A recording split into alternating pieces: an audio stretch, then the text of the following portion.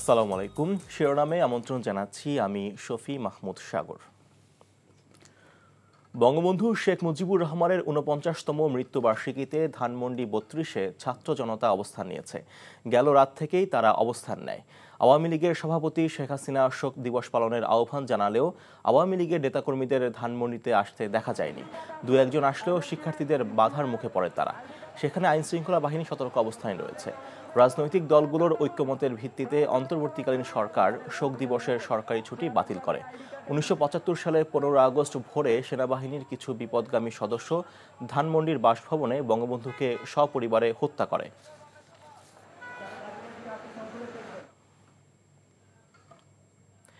এই বিষয়ে জানতে এখন যাচ্ছি ধানমন্ডি ৩২ নম্বরের সামনে। সেখানে আছেন আমাদের স্টাফ করেসপন্ডেন্ট নূর হোসেন। নূর, সেখানকার সার্বিক পরিস্থিতি কেমন দেখছেন?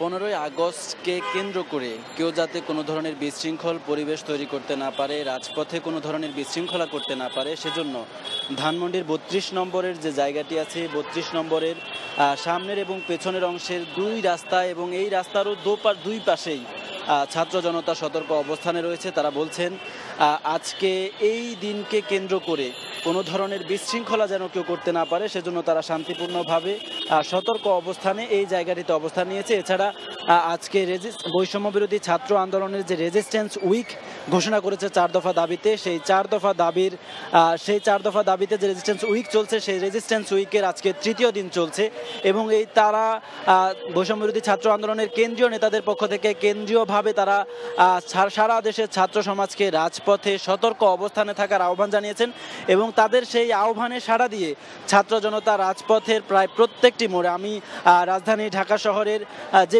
গুরুত্বপূর্ণ পয়েন্টগুলো রয়েছে, শাহবাগ সহ অন্যান্য আশপাশের যে গুরুত্বপূর্ণ মোড়গুলো রয়েছে, সেই মোড়গুলোতে ছাত্র জনতা সতর্ক অবস্থান নিয়েছে। তারা বলছেন কাউকে কোনো ধরনের বিশৃঙ্খল আচরণ করার সুযোগ তারা দেবেন না এবং তারা নিজেরাও কোনো ধরনের বিশৃঙ্খল পরিস্থিতি তৈরি করবেন না এবং তারা শান্তিপূর্ণ উপায়ে সুশৃঙ্খলভাবে রাজপথে তাদের উপস্থিতি নিশ্চিত করার চেষ্টা করছেন এবং কেউ যাতে কোনো ধরনের ষড়যন্ত্র, কোনো ধরনের বিশৃঙ্খলা করতে না পারে, সেজন্য সতর্ক অবস্থানে রয়েছেন। এছাড়া বৈষম্য বিরোধী ছাত্র আন্দোলনের পক্ষ থেকে 4টি দফা দেওয়া হয়েছে এবং দ্রুততম সময়ের মধ্যে সেই 4 দফা বাস্তবায়নের দাবি তারা জানিয়ে আসছেন। আজকেও তারা শাহবাগে তাদের কেন্দ্রীয় সমাবেশটি করবেন। তাদের সেই 4 দফা দাবি হচ্ছে, যারা গত জুলাই মাসে শুরু থেকে 15 জুলাই থেকে 5ই আগস্ট পর্যন্ত ফ্যাসিবাদী সরকার যাদেরকে হত্যা করেছে, তাদের সেই হত্যাকাণ্ডগুলোর বিচার করতে হবে এবং সেই ফ্যাসিবাদী সরকারকে যারা কায়েম রেখেছিল প্রশাসনে, তাদের বিচার করতে হবে এবং একই সাথে যারা গত 15 বছর ধরে প্রশাসনে থেকে নানাভাবে নিগৃহীত হয়েছে, তাদেরকে তাদের যে প্রাপ্য, সেই প্রাপ্য নিশ্চিত করতে হবে। সমান সুযোগের যে সমতা, সুযোগের যে সমান অধিকার, সেটি নিশ্চিত করতে হবে। এই ছিল রাজধানীর ধানমন্ডিতে আজকের যেই সর্বশেষ পরিস্থিতি। সাগর, জানছিলাম শিক্ষার্থীদের অবস্থানের খবর। দ্বাদশ জাতীয় সংসদের ডেপুটি স্পিকার শামসুল হক টুকু, সাবেক ডাক, টেলিযোগাযোগ ও তথ্যপ্রযুক্তি প্রতিমন্ত্রী জুনায়েদ আহমেদ পলক এবং ছাত্রলীগের ঢাকা বিশ্ববিদ্যালয় শাখার সাধারণ সম্পাদক তানভীর হাসান সৈকতকে গ্রেফতার করেছে পুলিশ।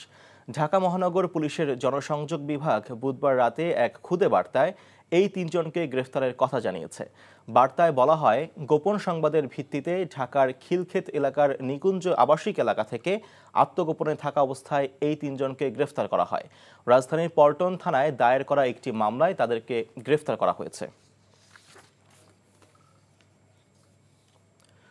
কোটা সংস্কার আন্দোলন চলাকালে বাড়ি ও বাড়ির ছাদে গুলিবিদ্ধ হয়ে নিহত শিশুদের প্রত্যেকের পরিবারকে 1 কোটি টাকা ক্ষতিপূরণ ও বিচার বিভাগীয় তদন্ত কমিশন গঠনের নির্দেশনা চেয়ে রিটের শুনানির আদেশের জন্য আজ দিন ধার্য করা হয়েছে। বিচারপতি শেখ হাসান আরিফ ও বিচারপতি মোহাম্মদ বজলুর রহমানের হাইকোর্ট বেঞ্চে রিটের এই আদেশ দেওয়ার কথা রয়েছে। রিটে গুলির ঘটনায় দায়ীদের চিহ্নিত করতে বিচার বিভাগীয় তদন্ত কমিশন গঠনের নির্দেশনা চাওয়া হয়েছে। এ বিষয়ে 2টি জাতীয় দৈনিকে প্রকাশিত প্রতিবেদন যুক্ত করে 31 জুলাই সুপ্রিম কোর্টের আইনজীবী তৈমুর আলম খন্দকার জনস্বার্থে এই রিট করেন। রিটে স্বরাষ্ট্র সচিব, আইন সচিব, জাতীয় মানবাধিকার কমিশনের চেয়ারম্যান, পুলিশের মহাপরিদর্শক সহ সংশ্লিষ্টদের বিবাদী করা হয়েছে। শুনানিতে তৈমুর আলম খন্দকার বিচারককে বলেন, একটি স্বাধীন দেশে বাড়ির ছাদে বারান্দায় বাবার কোলে শিশুরা এভাবে গুলিতে মরতে পারে না। বিচারকের উদ্দেশ্যে রিটকারী আইনজীবী বলেন, এর বিচার হতেই হবে।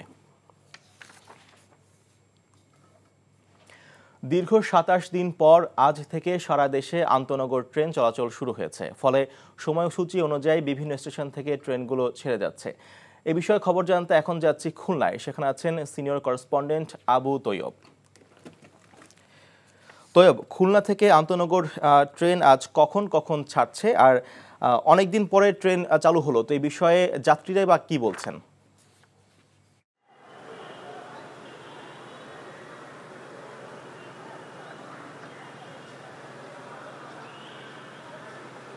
জি সাগর, আপনি একটু আগে খবরে যেমনটি বলছিলেন, দীর্ঘ ২৭ দিন পর আজকে খুলনার এই রেল স্টেশনের ওই প্ল্যাটফর্ম থেকে আন্তনগর ট্রেনগুলো ছেড়ে গেছে। আজকে মোট 5টি আন্তনগর ট্রেন ছেড়ে দেবে। সকাল ওই 6:30টায় এখান থেকে ছেড়ে গেছে বেতনা নামে স্টেশনটি, ওই যে ওই ট্রেনটি বেতনা গেছে ওই যে ওই বেনাপোলে, তারপরে 9:30টায় গেছে রকেট মেল, এটা গেছে চিলহাটিতে, আর মহানন্দার পাশে দাঁড়িয়ে আছে, একটু পরে যাবে, এটা যাবে রাজশাহীতে। আর আজকে আমাকে স্টেশন ম্যানেজার সুখদেব বাবু বলেছেন যে আমাদের অন্যান্য সময় ওই 8টি থেকে 10টি আন্তনগর ছাড়লেও আজকে আমরা প্রথম দিন ট্রায়াল বেসিসে 5টি আন্তনগর ছাড়ছে। আজকে ওই সকালে খুলনা থেকে যেটা যাওয়ার কথা ছিল ঢাকা, সে ট্রেনটা নাই, তবে ওই রাতে সুন্দরবন এবং নকশিকাতার ট্রেন আছে। আবার এদিকে অপরদিকে আমি স্টেশনে দেখেছি অনেক যাত্রীরা আসছেন যে তারা শুনেছেন আজকে থেকে আন্তনগর ট্রেন যাবে, তারা খোঁজখবর নিচ্ছেন, অনেকে এসে টিকিট কাটছেন, অনেকে টিকিট কেটে এখনো ওই বসে আছেন যে পরবর্তী ট্রেন যে ট্রেনে তারা যাবে। এবং এখানকার যারা শ্রমিক শ্রেণী আছে তারাও খুব স্বস্তির ভিতরে ফিরেছেন যে দীর্ঘ 27 দিন তারা অলস দিবস অতিবাহিত করার পরে আজকের থেকে আবার তারা কাজ পাচ্ছেন। এবং টিকিট কাউন্টারগুলো তো দেখেছি একটা সতেজ ওই ভাব এসেছে, এবং খুলনা স্টেশন কি বলা যায় আজকের থেকে আবার মানে পূর্ণ দমে তার মানে পুরনো অবস্থা ওই ফিরে যাচ্ছে। জি সাগর, এই ছিল খুলনা থেকে আমার সর্বশেষ। জানছিলাম ট্রেন চলাচলের খবর। শিরোনাম এইটুকুই। এই খবরের ভিডিও সহ আপডেট জানতে ভিজিট করুন এনটিভি অনলাইন www.ntvbd.com। এছাড়াও এনটিভির জনপ্রিয় সব অনুষ্ঠান খবরের আপডেট জানতে ভিজিট করুন আমাদের ইউটিউব ও ভেরিফাইড ফেসবুক পেজ। 12টায় মধ্যাহ্নের খবর দেখার আমন্ত্রণ রইল। ধন্যবাদ সবাইকে।